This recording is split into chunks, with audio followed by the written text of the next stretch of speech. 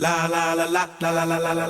c'est intéressant qu'on se retrouve ici, c'est devant la cathédrale Saint-Fulcran, notre belle vieille cathédrale, dont on est très fiers à l'ODEV. Et c'est de là d'où est parti le mouvement jeudi soir, juste après les attentats, les malheureux attentats de Nice. Moi, c'était quand j'ai allumé la télé le matin, juste après les incidents à Conflans-Sainte-Honorine.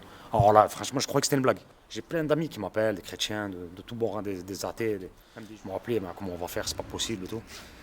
Et moi, pour la petite histoire, l'histoire est vraie, hein, je vous assure que c'est vrai. Hein. J'ai un ami, moi, il travaille dans les galeries, mais il travaille jamais dans les mêmes galeries. Mais regardez la coïncidence, ce jour-là, il a travaillé à Nice.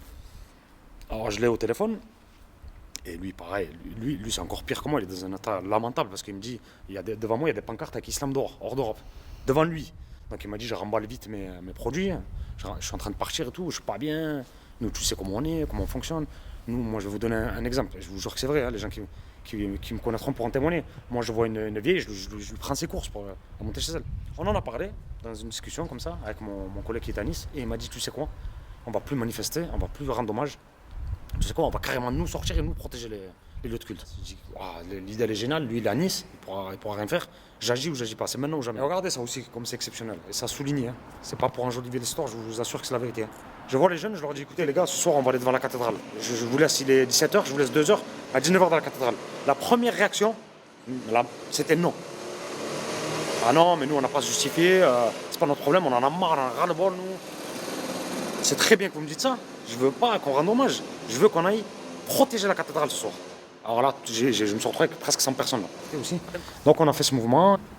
Et moi, pendant tout ce cheminement-là, moi j'étais en train d'écrire en fait sur mon bloc-notes. Ce fameux message qui a fait le tour du monde aujourd'hui. Français de confession musulmane, on va pas se leurrer, c'est un statut très compliqué en France de nos jours. Et dans le monde même d'ailleurs.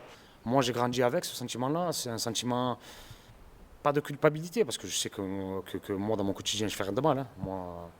Moi, j'ai été très bien éduqué, je pense que j'étais très bien éduqué. Après, j'ai mes défauts comme tout le monde, hein. J'ai fait des bêtises dans ma vie, il n'y a pas de souci. Mais ce sentiment-là, toujours où en grandissant, plus je prends de l'âge, plus je me dis, mais c'est pas normal. On peut pas laisser faire ça comme ça. Moi, ce que je condamne, je vais utiliser le mot condamner, c'est l'hypocrisie. Quand je dis l'hypocrisie, j'englobe tout le monde. J'englobe les musulmans, j'englobe les Français, les athées, les catholiques, les juifs, j'englobe tout le monde. Il y a une hypocrisie.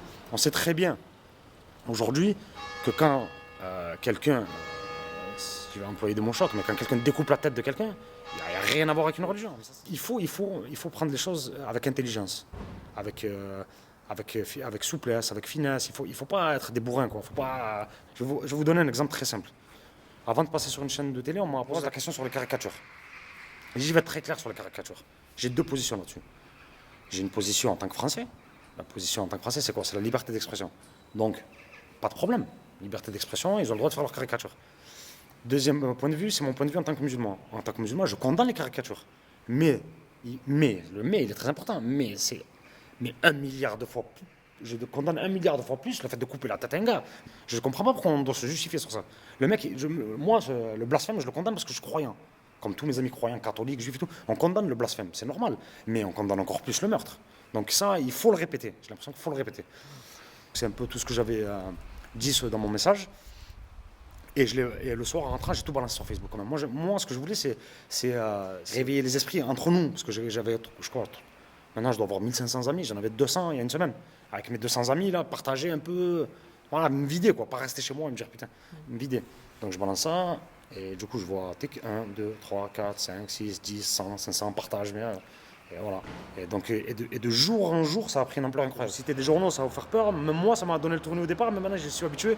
Donc, ABC News, The Guardian, The Independent, The London Economic, Indian Muslim. Après, les journaux français, bien évidemment. Moi, la réflexion, elle a mûri de jour en jour. J'ai fait un appel carrément au gouvernement. Nous, c'est un mouvement d'initiative citoyenne. Dans chaque programme politique, on le rabâche.